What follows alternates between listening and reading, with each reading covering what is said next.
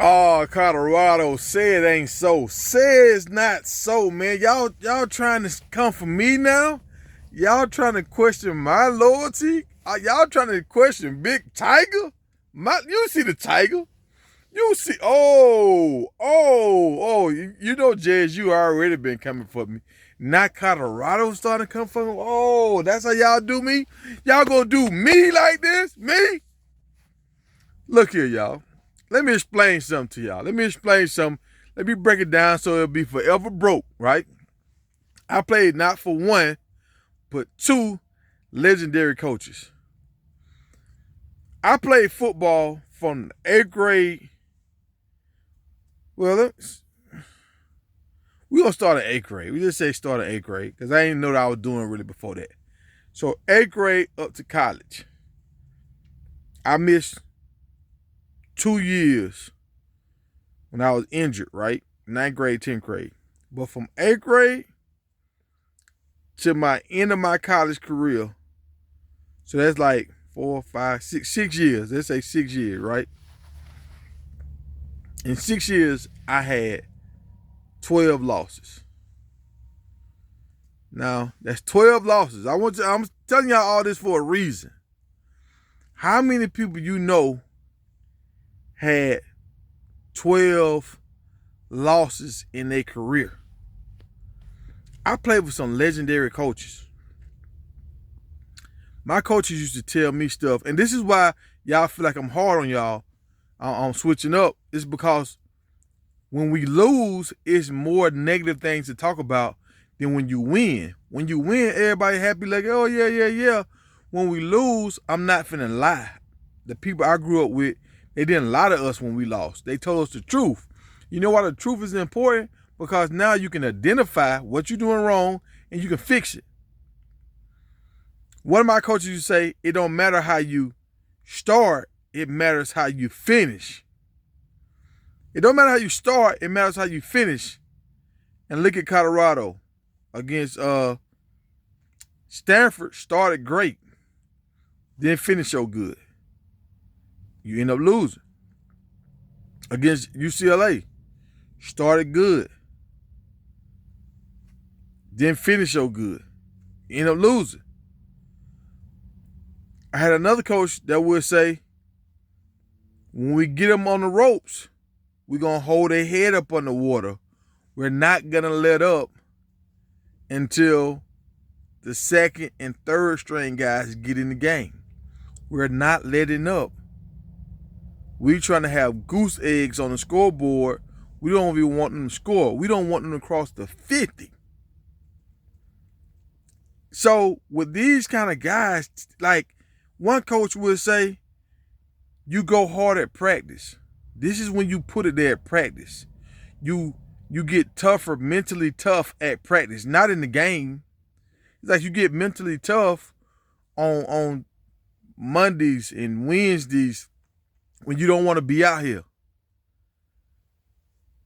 When you're running your sprints, when they're saying run the play again and again and again, are you mentally tough enough to still give it great effort when you're tired?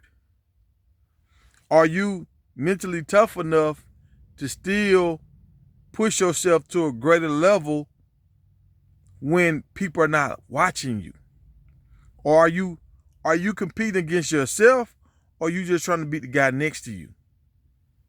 Because if you can beat the guy next to you, and once you get in front of him, then you let off the gas because, oh, I'm in front of him.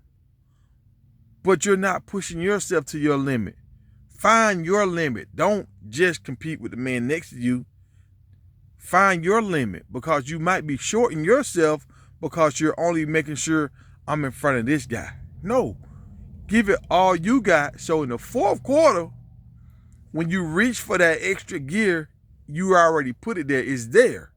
If you don't put it there at practice, in the game, when you try to go get it, it's not going to be there. So that's why Coach Prime is on them, like how you practice. How you practice, but you also, and I thought about this earlier today, you got people like Allen Iverson. Allen Iverson wasn't a practice guy. He was a guy that could turn it on, but Allen Iverson never won a championship. Understand me. He was great, but he never won a championship. So Allen Iverson might not wouldn't be able to play for Coach Prime. But we can't say Allen Iverson isn't great.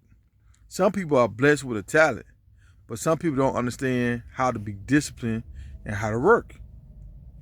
And once you become disciplined and you know how to work and you have talent, that's when you become great. And these two coaches that I coached up under, they understood that. That's why they were great coaches.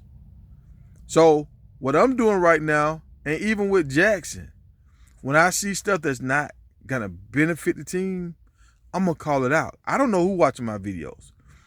Maybe somebody watching my videos and they blowing me off. Maybe somebody watching my videos and they paying attention and they questioning themselves. I want to help improve. Every time I talk about something, sometimes it's questions I have or something that I see that can be improved upon. Like everybody can look for the glamour and all the hype and just live in that space. But honestly, that's not that's not the part of the journey that wins championships. That's that preseason hype. That's that first, second game when we playing against teams that's not that good. That's that hype. When it becomes November, this is when the good teams show up in November. When the grass start turning brown, that's when the good teams show up. And that's when mentally you got to kind of keep pushing yourself because now it's getting cold out here. It's not as, I don't want to go outside. It's cold outside. My fingers hurt now. Oh, man, it's raining and it's cold. I'm going to get sick. Oh, man, the basketball season started. I want to go to the basketball game. You know, all that stuff started happening now. And you feel like you're missing out. The holidays are coming. We got to practice on Thanksgiving. We got to practice during Christmas weekend. We're going to miss the Christmas holiday. See, now you're talking about something different. And you got to be built for this. So it's like, I'm never going to Colorado to try to be a snake or be preying on their downfall. No, I want all these guys to succeed. I want all these coaches to do great. But when I see something that doesn't add up in my eyes, and I played with guys that went to championships, we lived in the playoffs. So if it's not adding up to me, you know why it's not adding up? Because when I played, this couldn't fly with us. If we didn't do it, we didn't do it for a reason because this wasn't a winning formula. So when I talk about them not running the ball, you got to have balance. Most dominant teams run the ball. You go look at all them Patriots teams. They had running backs on their team. Yeah, it looked good. The years when Tom Brady had the most passing stats and all that kind of stuff, and Randy Moss, they didn't win a championship. It looked good, but they didn't win. You know who they got beat by? The Giants. They had two running backs that was running the ball down their throat. So I understand if you can't run the ball, if you're afraid to block and put your head in there to block, it's not pretty blocking. You get hurt blocking. Your fingers get hurt, your neck get jammed up, all that. Fingers get pinched. And that's why some guys don't want to block.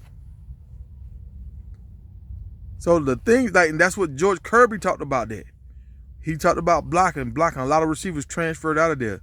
But guess what Kirby started doing when he got them boys out of there that didn't want to block? They started winning championships. And they haven't looked back. It's not just the O-line is not blocking. I watched that tight end. That tight end got put on his ass. That tight end was double teaming with the tackle. And the guy blew right through them. You know what our coaches tell us about blocking? He was like, imagine the quarterback is your girlfriend or your mama. Are you going to let somebody run up and tackle your mama or your girlfriend? Or are you going to give it everything you got to stop this guy from getting to the quarterback? He was like, I wish I could put a skirt on that guy to see if you would let somebody tackle your mama. I remember that. But if you focusing on a guy, like if I'm out in the street and somebody's trying to get to my mama, you not getting to my mama. So if I take that same mindset into a game, like I'm blocking this guy, and I'm imagining my mama or my girl behind me, and I gotta protect her with everything I got, it's gonna be a different story. It's gonna look a little different. The effort that I give is gonna be a little different than if I'm just blocking until they call my name for. Like I'm blocking this play because the ball's not coming to me, but next play I'm gonna really give it my all because they're gonna call my number. Like you can see it, or some of these guys maybe they just don't have it. But I know it's some guys on the bench, and this is what goes at the coaching staff. I know it's some better tight ends, some better blocking tight ends on the bench. If you can't get the job done, maybe you need to come over here and sit by me and put somebody else in there. If these running backs can't get the job done, I saw Henderson get thrown out the club. I'm watching Coach Hayes, his breakdown of the game, the good, bad, and the ugly. And I saw Henderson get thrown out the club when he's helping. He's a chipper. So when you're a chip blocker, that means you helping somebody that's already engaged with a man. Somebody's already engaged with him. You can't come in there and help put some icing on the cake. You getting thrown out the club? No, that's not that either that you don't got the heart or you don't have the ability. Which one is it? If you don't have the ability, you don't need to be in the game. If you don't have the heart, you don't need to be in the game. It's one of the two. Make it make sense. So I'm watching this stuff and I'm seeing, and I noticed when Savion and McCaskill got in the game, people saying they stopped rushing. These people trying to go to the NFL. They didn't stop rushing. They started getting punched in the mouth. They had to readjust what was going on. Like, hold on, I can't just tee off like this. And I tried to find that play when Savion stuck his nose in there on one of them guys and stalemated him. That Marshawn Lynch said it best: run through a motherfucker's face. Just run through a motherfucker's face. Run through a motherfucker. He kept saying that. And the guy was like, you got a better analogy? He was like, nah, run through a motherfucker's face.